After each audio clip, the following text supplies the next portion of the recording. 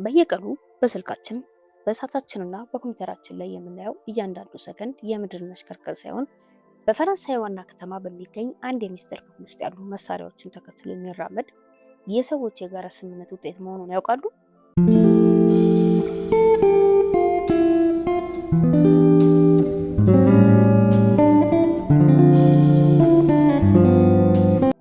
በዕለት ተዕለት ሕይወታችን ውስጥ ሰዓት ስንት ነው ብለን ስንጠይቅ መልሱ በጣም ቀላልና ግልጽ ይመስለናል። ነገር ግን ከዚህ ቀላል ጥያቄ በስተጀርባ መላውን የሰው ልጅ ስልጣኔ፣ የዓለም አቀፍ ንግድን፣ የህዋ በረራዎችንና የዲጂታል መረቦችን ደህንነት የሚገዛ አንድ ታላቅ እንቆቅልሽ ተደብቆ ይገኛል። ጊዜ በራሱ ተፈጥሯዊና የማይለወጥ ረቂቅ ክስተት ቢሆንም እኛ የምንጠቀምበት የሰዓት አቆጣጠር ግን ሙሉ በሙሉ በሰዎች ውሳኔና በፖለቲካዊ ስምምነቶች ላይ የተመሰረተ ነው።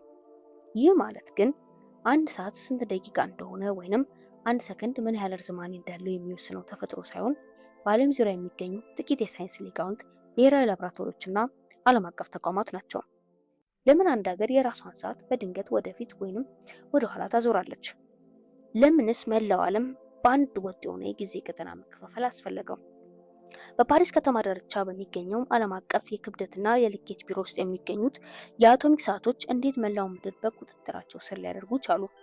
እነዚህ ጥያቄዎች ጊዜን የመቆጣጠር ስልጣን ከማን እንደተሰጠ፣ ይህ ስልጣን በዓለም ኃያላን መካከል እንዴት እንደሚከፋፈልና ይህ ስርዓት በድንገት ቢደናቀፍ በሰው ልጅ ላይ ምን አይነት አስከፋፊ መዘዝ ሊከተል እንደሚችል እንድንመረምር ይጋብዘናል። ይህን ዓለም አቀፋዊ የጊዜ ምስጢር በጥልቀት ለመረዳት መጀመሪያ የሰው ልጅ የኢንዱስትሪ እድገትና የቴክኖሎጂ አብዮት መላውን ዓለም መለወጥ በጀመረበት በ19ኛው ክፍለ ዘመን አጋማሽ ላይ የነበረውን ማህበራዊና ፖለቲካዊ ድባብ ማጤን ይኖርብናል። በዚያ ዘመን እያንዳንዱ ከተማ፣ መንደርና ሀገር የራሱን የአካባቢ ሰዓት ይጠቀም ነበረ። የሰዓት አቆጣጠሩ የሚወሰነው ፀሐይ በዚህ አካባቢ ሰማይ ላይ ከፍተኛው ቦታ ላይ የምትደርስበት ቅጽበት መሰረት በማድረግ በመሆኑ ጥቂት ኪሎ ሜትሮች ብቻ የሚራራቁ ከተሞች እንኳን የተለያየ የሰዓት ልዩነት ነበራቸው። ሰዎች በፈረስ ወይንም በእግር በሚጓዙበት በዚያ ዘመን ይህ የሰዓት ልዩነት ምንም አይነት ትልቅ ችግር አልፈጠረም ነበር። ነገር ግን በድንገት የመጣው የባቡር ትራንስፖርትና የቴሌግራፍ ቴክኖሎጂ መላውን ዓለም በአንድነት ማገናኘት ጀመረ። ባቡሮች ከተማ ለከተማ በፍጥነት መገስገስ ሲጀምሩ የተዘበራረቀው የአካባቢ ሰዓት ታላቅ ቀውስ ፈጠረ። የባቡር ኩባንያዎች የጉዞ መርሃ ግብር ለማዘጋጀት እጅግ ተቸገሩ። በአንድ የባቡር መስመር ላይ በተለያዩ ከተሞች የሚጠቀሙባቸው ሰዓቶች ባለመጣጣማቸው ምክንያት አሰቃቂ የባቡር ግጭቶችና የአደጋ ታሪኮች በተደጋጋሚ መከሰት ጀመሩ። የኢኮኖሚው ዓለምና የንግዱ ማህበረሰብ ፈጣንና አስተማማኝ የሆነ የጊዜ ስርዓትን መዘርጋት የግድ አስፈላጊ መሆኑን የተገነዘበው በዚህ ወቅት ነበር። የዚህ አይነቱ ወጥ የሆነ የሰዓት አቆጣጠር ስርዓት አመጣጥና ምንጭ ከአሰቃቂ የባቡር አደጋዎችና ከባቡር ኩባንያዎች መሐንዲሶች ጥረት ጋር በቀጥታ የተያያዘ ነው። የታሪክ ሰነዶች እንደሚያረጋግጡት ሰር ሳንፎርድ ፍሌሚንግ የተባለው ካናዳዊ መሐንዲስ በ1876 በአየርላንድ ሀገር የባቡር ጉዞ ለማድረግ ሲሞክር በጊዜ ሰሌዳ መዛባት ምክንያት ባቡሩ አምልጦት ሌሊቱን ሙሉ ጣቢያ ላይ ለማሳለፍ ተገደደ። ይህ አጋጣሚ ፍሌሚንግ በዓለም ዙሪያ የሚሰራበት ወጥ የሆነ የጊዜ ስርዓት እንዲቀይስ ትልቅ መነሳሳት ፈጠረለት። እሱም መላውን ዓለም በ24 የጊዜ ቀጠናዎች የመከፋፈልን ጽንሰ ሀሳብ አቀረበ።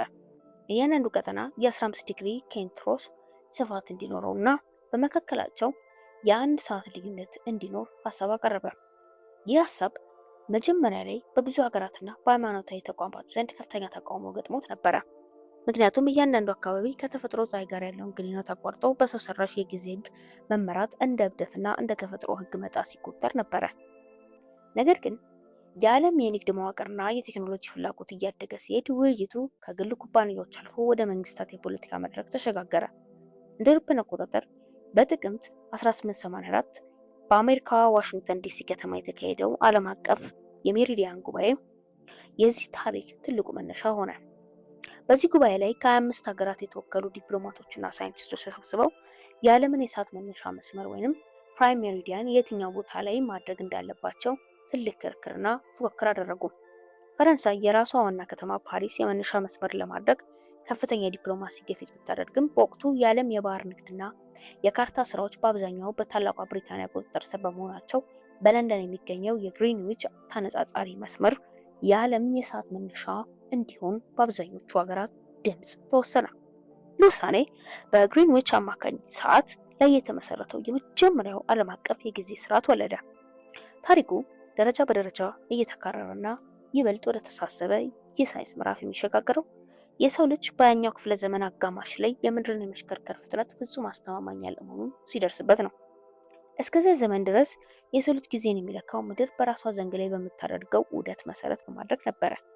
ነገር ግን የስነ ፈለክ ተመራማሪዎችና የፊዚክስ ሊቃውንት እጅግ የተራቀቁ መሳሪያዎችን በመጠቀም ሲያጠኑ ምድር በጨረቃ የስበት ኃይል፣ የባህር ማዕበልና በምድር ውስጥ ባሉ የሰሌዳ እንቅስቃሴዎች አማካኝነት የመሽከርከር ፍጥነቷ በየጊዜው እንደሚለዋወጥ አንዳንዴም ፍጥነቷ እንደሚቀንስ በተግባር አረጋገጡ። ይህ ግኝት ለዘመናዊ የሳይንስ ትልቅ ድንጋጤ ፈጠረ። ምክንያቱም የኮምፒውተር መረቦች፣ የራዳር ስርዓቶችና የሳተላይት መገናኛዎች በአንድ ሚሊ ሰከንድ ውስጥ በሚሊዮን የሚቆጠሩ መረጃዎችን ስለሚያስተላልፉ ፍጹም የማይለወጥና ቋሚ የሆነ የሰከንድ መለኪያ ያስፈልጋቸው ነበረ። ይህ ፍላጎት የሰው ልጅን ከምድር ዑደት ወደ አቶም ውስጣዊ ዓለም እንዲጓዝ አደረገው። እንደ አውሮፓውያን አቆጣጠር በ1955 በታላቋ ብሪታንያ ብሔራዊ የፊዚክስ ላቦራቶሪ ውስጥ ሉዊስ ኤሰን የተባለው ሳይንቲስት የመጀመሪያውን ትክክለኛ የሲዚየም የአቶሚክ ሰዓትን ፈጠረ።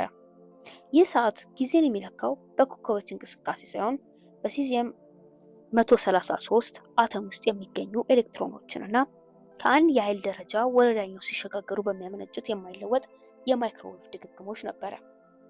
እንደ አውሮፓውያን አቆጣጠር በ1967 የዓለም አቀፉ የክብደትና የልኬት ጉባኤ የአንድን ሰከንድ ሳይንሳዊ ትርጉም ሙሉ በሙሉ ለወጠው።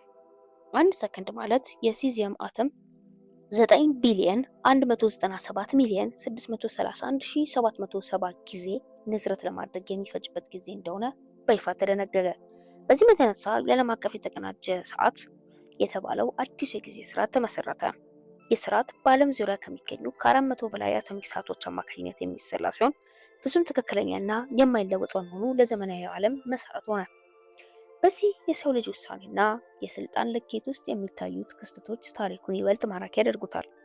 የፖለቲካ መሪዎችና የመንግስታት ስልጣን በጊዜ አቆጣጠር ላይ ያላቸው ተጽዕኖ ከፍተኛ ነው። ለምሳሌ የቻይና መንግስት ሀገሪቱ በጂኦግራፊ አቀማመጧ በ5 የተለያዩ የጊዜ ቀጠናዎች ውስጥ የምትወድቅ ብትሆንም ለሀገራዊ አንድነትና ለፖለቲካ ቁጥጥር ሲል መላ የሀገሪቱ ክፍል በአንድ የቤጂንግ ሰዓት ብቻ እንዲመራ ወስኗል።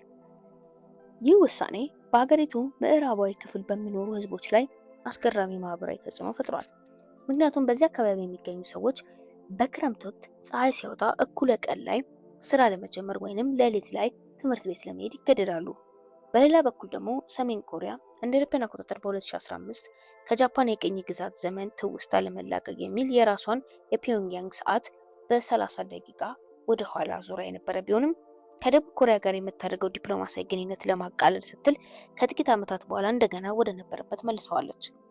ይህ ታሪክ ወደ ትልቁ የመቀየሪያና ነጥብ ወሳኝ ምዕራፍ የሚሸጋገረው በተፈጥሯዊ የምድር ሰዓትና በሰው ሰራሹ አቶሚክ ሰዓት መካከል ያለው ልዩነት እየሰፋ ሲመጣና የሳይንስ ሊቃውንት ሊፕ ሰከንድ ወይንም ተጨማሪ ሰከንድን ለመጠቀም ሲገደዱ ነው።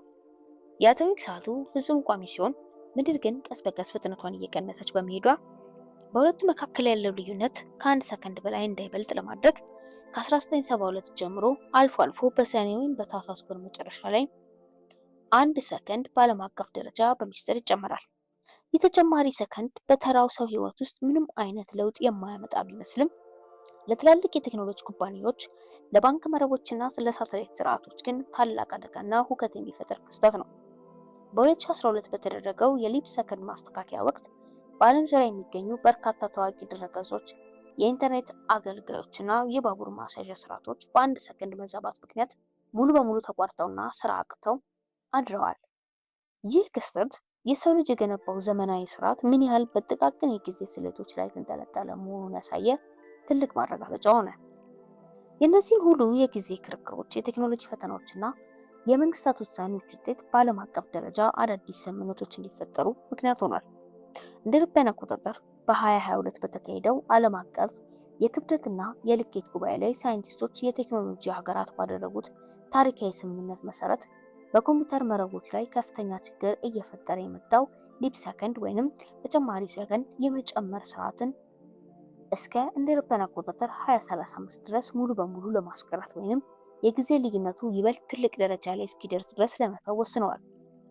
ይህ ውሳኔ የሰው ልጅ ከተፈጥሯዊ የምድር ሰዓት ይልቅ ለቴክኖሎጂውና ለአቶሚክ ሰዓቱ ፍላጎት ቅድሚያ መስጠቱን የሚያሳይ ትልቅ የታሪክ ለውጥ ነው። አሁንም ቢሆን የዓለም አቀፉ የተቀናጀ ሰዓት ማዕከል የሆኑት ፈረንሳይና ሌሎች ሀገራት ብሔራዊ ላቦራቶሪዎች የሰከንድን ትክክለኛነት ይበልጥ ለማሳደግ የኦፕቲካል አቶሚክ ሰዓቶችን እያዘጋጁ ይገኛሉ። እነዚህ አዳዲስ ሰዓቶች በቢሊዮን የሚቆጠሩ ዓመታት ቢጓዙ እንኳን የአንድ ሰከንድ ስህተት የማይሰሩ እጅግ አስደናቂና የሰው ልጅ የፈጠራ ውጤቶች ናቸው። ታዲያ ይህን ሁሉ ውስብስብ የታሪክ ሂደት፣ የሳይንስ ሊቃውንት ጥረትና የመንግስታት የፖለቲካ ውሳኔ በጥልቀት ስንመለከት ወደ መጨረሻውና ይበልጥ ጥልቅ ወደ ሆነው ጥያቄ እንመጣለን። ጊዜ ሰዓት ስንት ነው ብለን ስንጠይቅ የምናገኘው መልስ የምድርና የፀሐይ የተፈጥሮ ትስስር የሚያሳይ እውነታ ነው ወይንስ ደግሞ የሰው ልጅ የራሱ ማህበራዊና ኢኮኖሚያዊ ህይወት ለመቆጣጠር ሲል የፈጠረው ረቂቅ ማስሪያ? ምናልባትም እውነተኛ የጊዜ ገዥ በፓሪስ በሚገኙት የአቶሚክ ሰዓቶች ወይንም የሉዓላዊ ሀገራት መሪዎች ሲሆኑ የሰው ልጅ በራሱ ከጊዜ ፍሰት ቀድሞ ለመጓዝና ተፈጥሮን በራሱ ህግ ለመግዛት ያለው ያልተገደበ የፈጠራ ፍላጎት ሊሆን ይችላል። እርሶስ ስለዚህ ምን አስተያየት አለዎት? ሀሳቡን በኮሜንት መስጫው ላይ ያስፍሩልን። በየቀኑ የምንጠቀመው እያንዳንዱ ሰከንድ በሰው ልጅ የጋራ ስምምነትና በሳይንሳዊ ስሌት የተፈጠረ የማይታይ መዋቅር ሆኖ የዓለምን የስልጣኔ በስርዓት ይመራል። ይህ ለዘመናት የዘለቀው የጊዜና የስልጣን ሽቅድድም የሰው ልጅ የቴክኖሎጂ እድገት ወደ ላቀ ደረጃ በሄደ ቁጥር ይበልጥ እየተራቀቀና ትርጉሙን እየቀየረ መጓዙን ይቀጥላል። በኢትዮጵያ ዴይሊ ኢንተርቴይንመንት የሚወጡ አስገራሚና አስደናቂ መረጃዎች በየጊዜው እንዲደርሱ ላይክ እና ሼር በማድረግ እንዲሁም ሰብስክራይብ በማድረግ ቤተሰብ የደወል ምልክቷን በመጫን በየዕለቱ የሚወጡ መረጃዎች እንዲደርሱ ያድርጉ። በሚቀጥለው በሌላ አስገራሚ ቪዲዮ እስክንገናኝ ሰላም።